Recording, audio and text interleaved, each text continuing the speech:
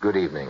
This is Orson Welles, your producer of a special series of broadcasts presented by the makers of Pabst Blue Ribbon, the Mercury Summer Theater of the Air.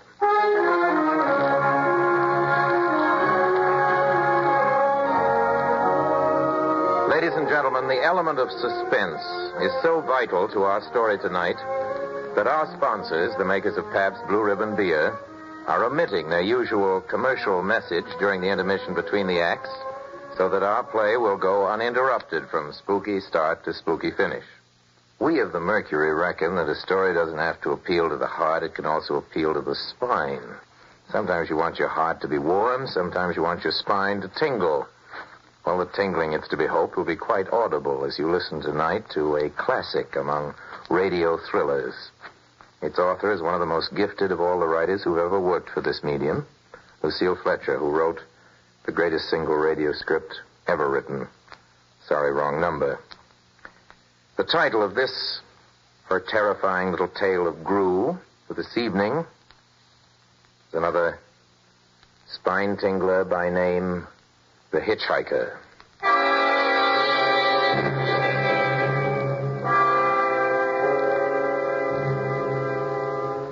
I am in an auto camp on Route 66, just west of Gallup, New Mexico. If I tell it, maybe it'll help me. It'll keep me from going crazy. But I must tell this quickly. I'm not crazy now. I feel perfectly well. Perfectly well. Except that I'm running a slight temperature. My name is Ronald Adams. I'm 36 years of age, unmarried, tall, dark, with a black mustache. I drive a 1940 Ford V8, license number 6B7989. I was born in Brooklyn. All this I know. I know that I'm at this moment perfectly sane. That it is not me who's gone mad, but something else. Something utterly beyond my control. But I must speak quickly. At any moment, the link with life may break. This may be the last thing I ever tell on Earth. The last night I ever see the stars.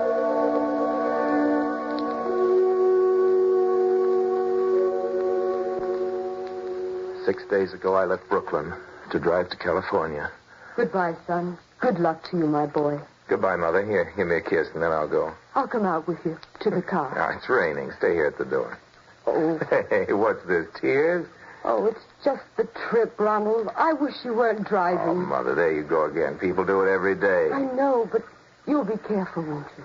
Promise me you'll be extra careful. Don't fall asleep or drive fast or pick up any strangers on the road. Strangers? Don't you worry. There isn't anything going to happen. It's just 8 days of perfectly simple driving on smooth, decent, civilized roads with a hot dog or a hamburger stand every 10 miles. I was in excellent spirits. Drive ahead.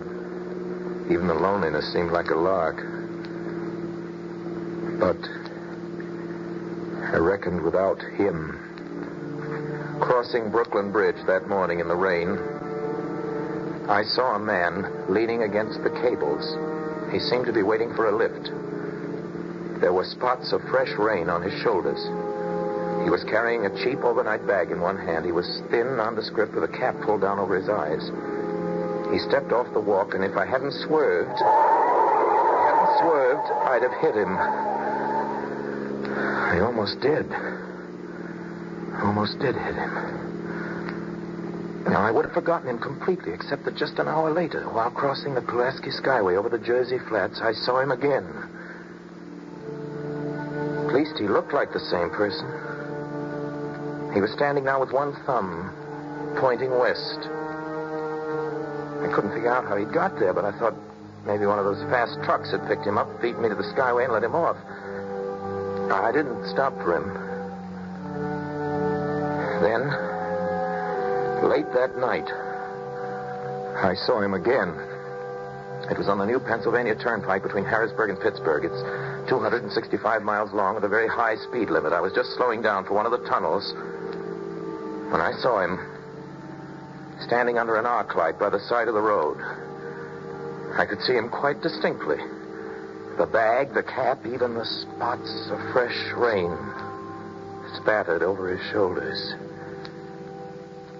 He hailed me this time.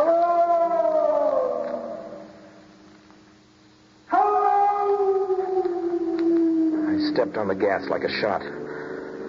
That's lonely country through the Alleghenies, and I had no intention of stopping. Besides, the coincidences, or whatever it was, gave me the willies. I stopped at the next gas station. Yes, sir. Fill her up, will you? Check your oil? No, thanks. Nice night, ain't it? Yes, yeah. It hasn't been raining here lately, has it? Not a drop of rain all week. Oh, no? I suppose that hasn't done your business any harm. Well, people drive through here all kinds of weather. Mostly business, though. Ain't many pleasure cars out in the turnpike this season of the year. I guess not. What about hitchhikers? Hitchhikers here? Why, what's the matter? Don't you ever see any? A guy'd be a fool to start out to hitchhike on this road. Look at it. Then you never see anybody? No. Maybe they get a lift before the turnpike starts. I mean, just before the toll house. But then it's a mighty long ride. Most cars wouldn't pick up a guy for that long a ride. This is pretty lonesome country here, mountains and woods. Yeah. Hey, you ain't seen nobody like that, have you? Oh, no. It's just a technical question. Oh, I see. Well, that'll be $1.49 with the tax.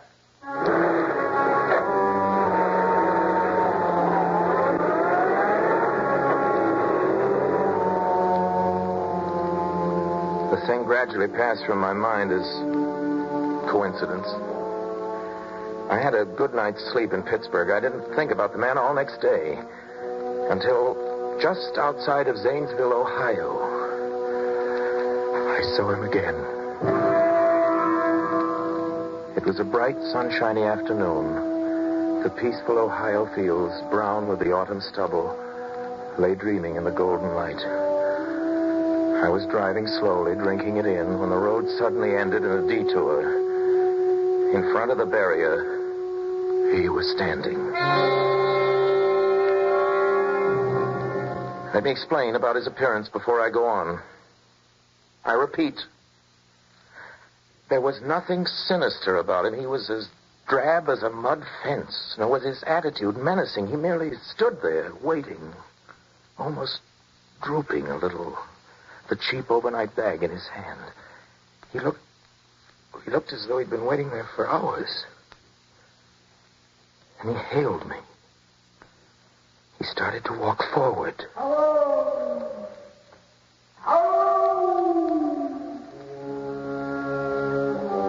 I'd stopped the car, of course, for the detour. For a few minutes, I couldn't seem to find the new road. I realized he must be thinking that I'd stopped for him. Hello! No, I'm... Not just now. I'm sorry. Going to California? No, not today. The other way. I'm going to New York. Sorry.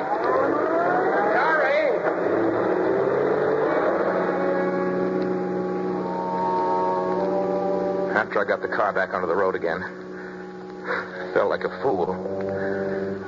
Yet the thought of picking him up, of having him sit beside me, was somehow unbearable.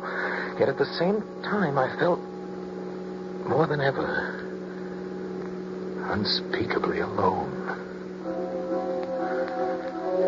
Hour after hour went by. The fields, the towns ticked off one by one.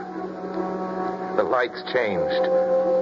I knew now that I was going to see him again. And though I dreaded the sight, I caught myself searching the side of the road, waiting for him to appear.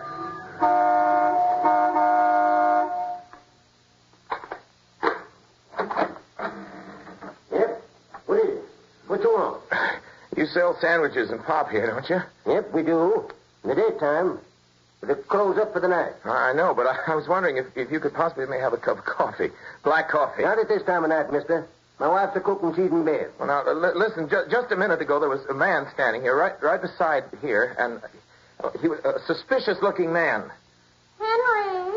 Who is it, Henry? It's nobody, Mother. She's a fella thinks he wants a cup of coffee.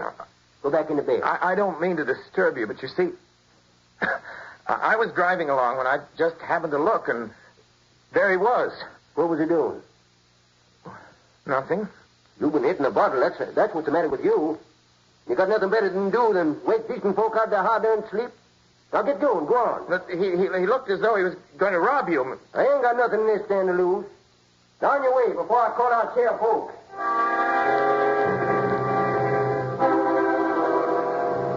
I got into the car again and drove on slowly. I was beginning to hate the car. If I could have found a place to stop to rest a little, but... I was in the Ozark Mountains of Missouri now. Few resort places there were closed. I had seen him at that roadside stand. I knew I'd see him again. Maybe at the next turn in the road. I knew that when I saw him next, I'd run him down.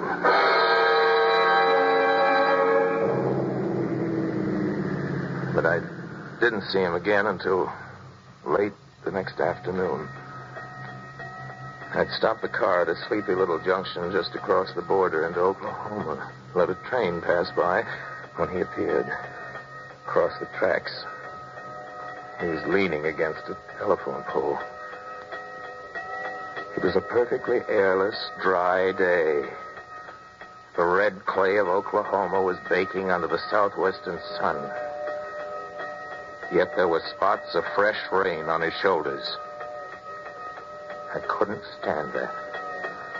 Without thinking, blindly, I started the car across the tracks. He didn't even look up at me.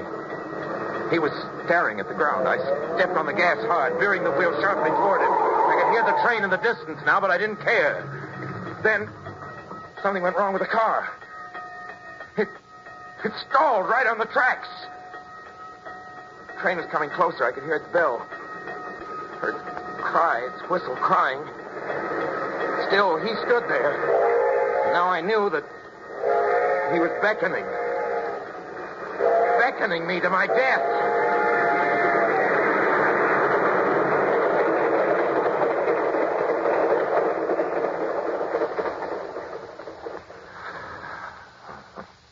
Well, I frustrated him that time. The starter had worked at last. I managed to back up, but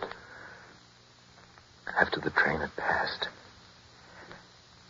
he was gone. I was all alone in the hot, dry afternoon.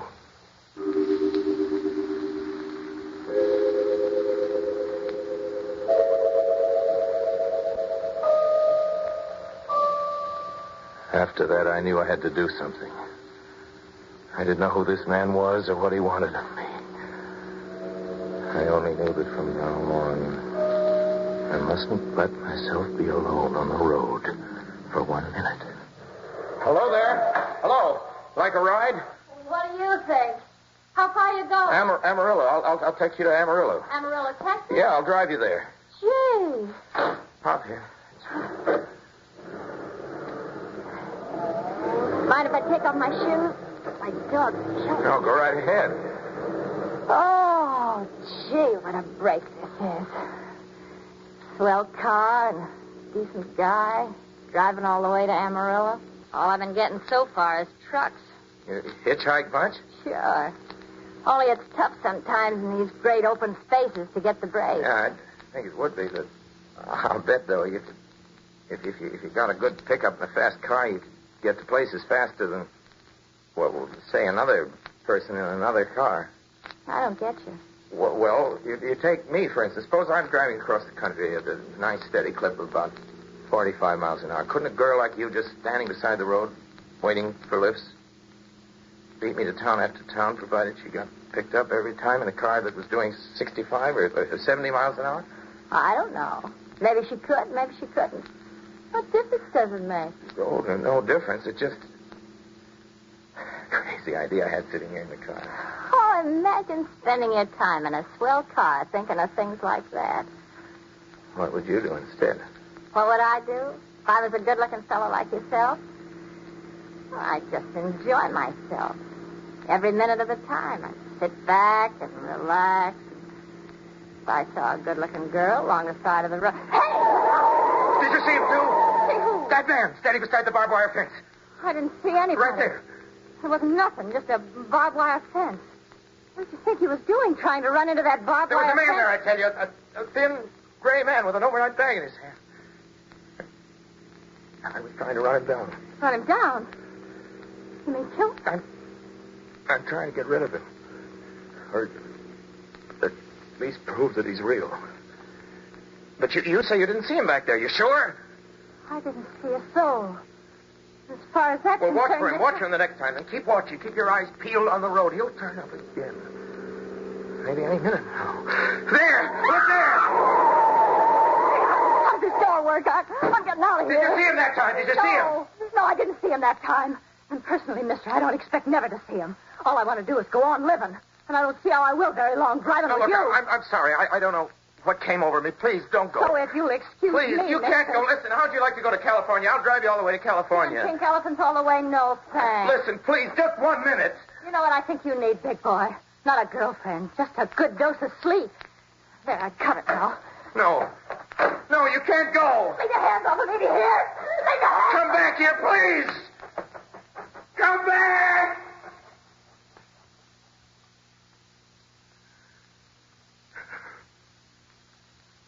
She ran from me. As if I was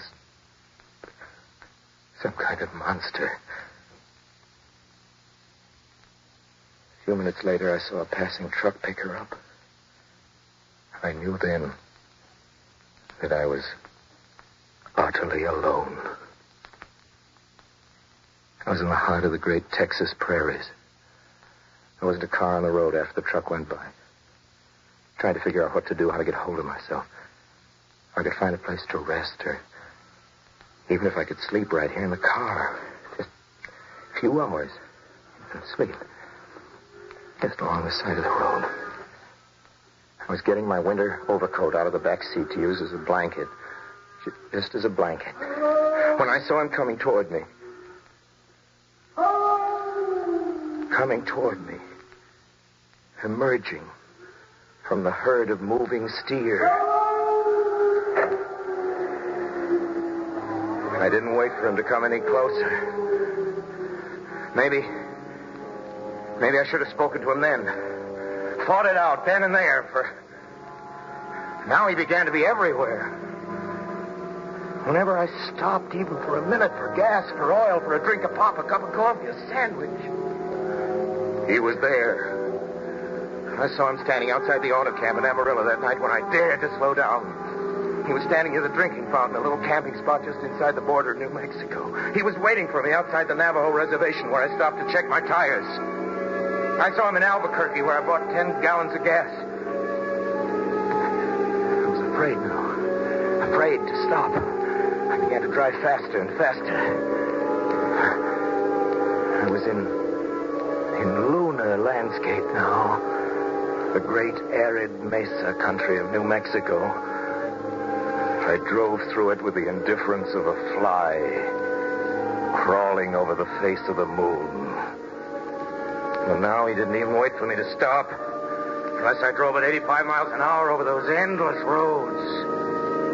He waited for me. And every other mile, I'd see his figure. Shadowless. Flitting before me. Still in its same attitude. Over the cold and lifeless ground. Flitting over dried up rivers. Over broken stones cast up by old glacial upheavals. Flitting in the pure and cloudless air.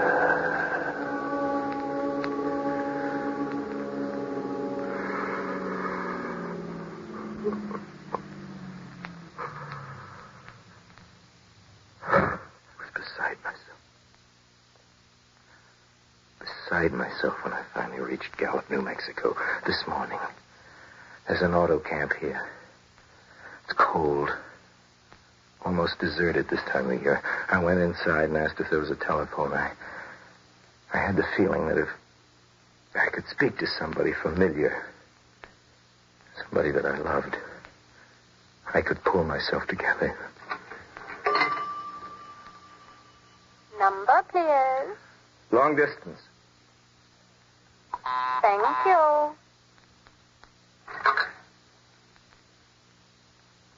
This is long distance.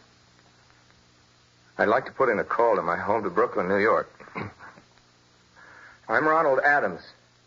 The number is Beechwood 9970. Thank you. Thank you. What is your number? My number? It's 312. Albuquerque.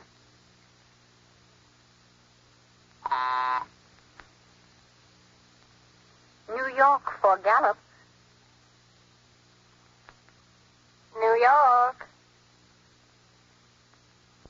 Gallup, New Mexico, calling Beechwood 9970.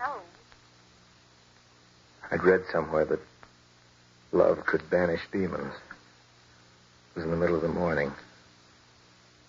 I knew Mother'd be home. I pictured her tall, white-haired, in her crisp house dress going about her tasks. It would be enough, I thought, just to hear the even calmness of her voice. Will you please deposit $3.85 for the first 3 minutes? When you have deposited $1.50, will you wait until I have collected the money?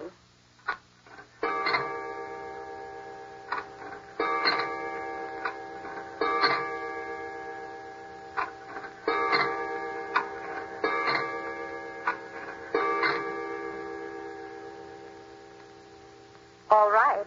Deposit another $1.50.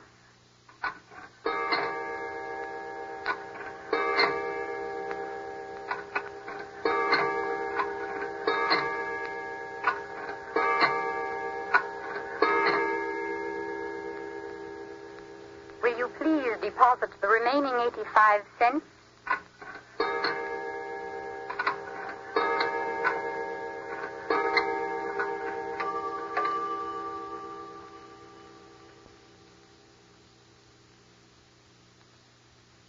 Ready with Brooklyn. Go ahead, please. Hello? Mrs. Adams' residence. Hello? Hello, Mother? This is Mrs. Adams' residence. Who is it you wish to speak to? What? Who's this? This is Mrs. Whitney. Mrs. Whitney? I don't know any Mrs. Whitney. Is this Beechwood 9970? Yes. Where's my mother? Where's Mrs. Adams? Mrs. Adams is not at home. She's still in the hospital. The hospital? Yes. Who is this calling, please? Is it a member of the family? What's she in the hospital for? She's been prostrated for 5 days. A nervous breakdown. Nervous? Who is this calling? Nervous breakdown. My mother's never... It's all taken place since the death of her oldest son, Ronald. Since the death of her oldest son, Ronald. Hey, what is this? What number is this? This is Beechwood 9970. It's all been very sudden. He was killed just 6 days ago in an automobile accident on the Brooklyn Bridge. Your 3 minutes are up, sir. Your 3 minutes are up, sir. Your 3 minutes are up, sir. Sir, your 3 minutes are up. And so, I'm sitting here in this deserted auto camp in Gallup, New Mexico. And so I'm trying to think. I'm trying to get a hold of myself. Otherwise I'll go crazy. Outside, it is night. The vast, soulless night of New Mexico. 1,000,000 stars are in the sky.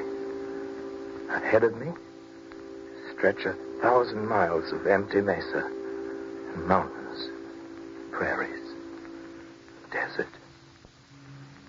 Somewhere among them, he is waiting for me.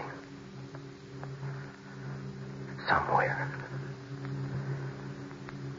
I shall know who he is and who I am.